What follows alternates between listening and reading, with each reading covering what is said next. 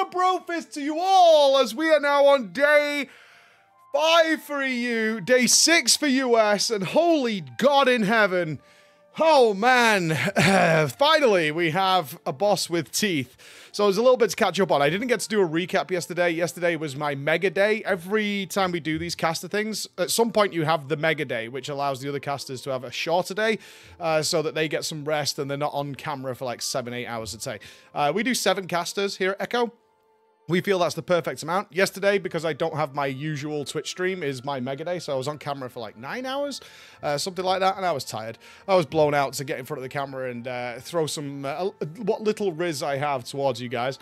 But neither way, so we obviously have hit Tendril Sage Swift, herefore known as T-Swift, and honestly, the vibe was a little strange here in the studio. Like, we were feeling a little stressed out. Like, Liquid had defeated Smolderon, and Echo had not even pulled it, really.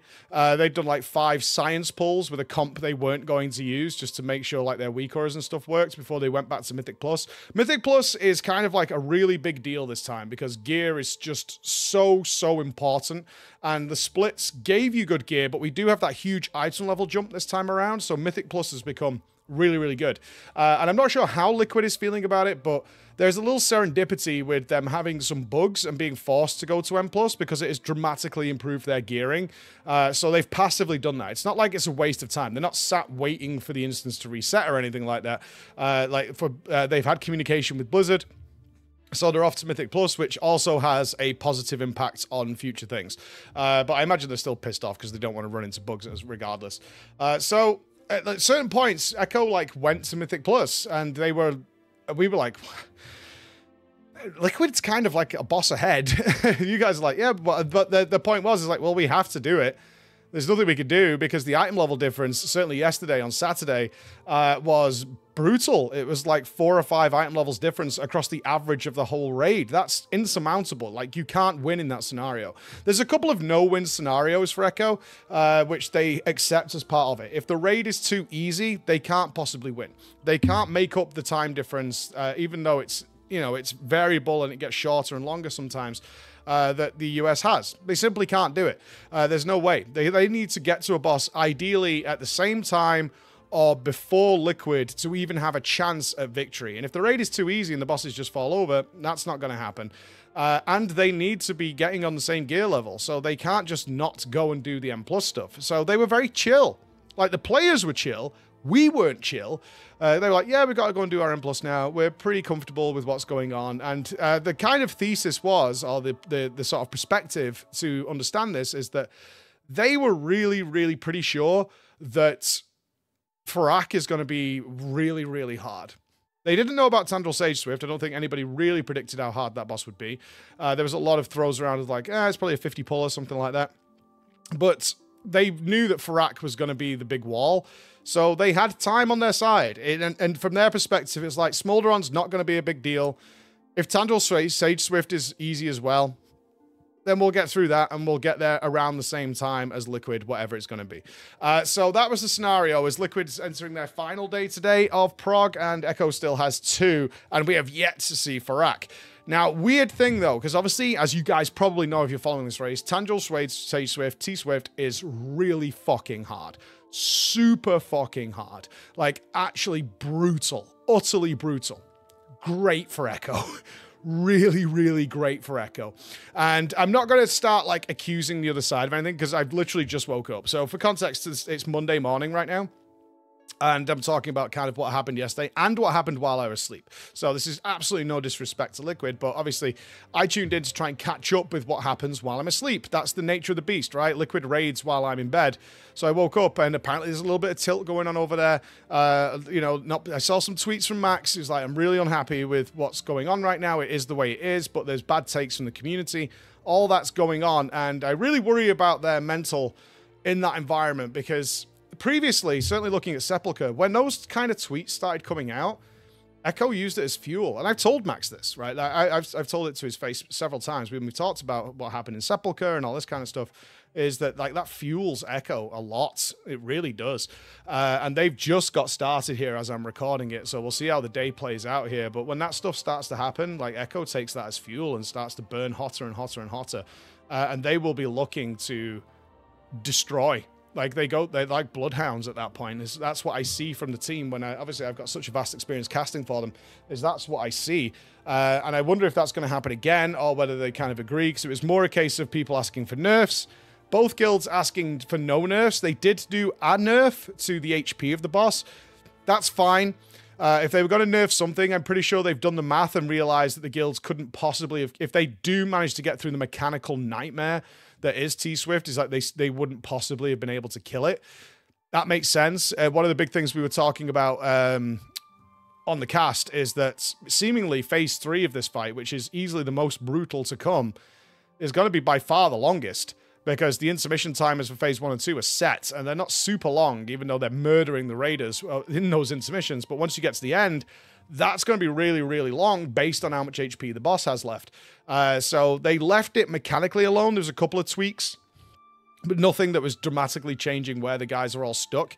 But overall, the HP nerf should be fine, so that it's killable, right? That's what the guys want. They want killable. They don't want easy, and they certainly don't really want it to be so easy that, like, oh, okay, the reset happens and then we all just killed Tandril Sage Swift.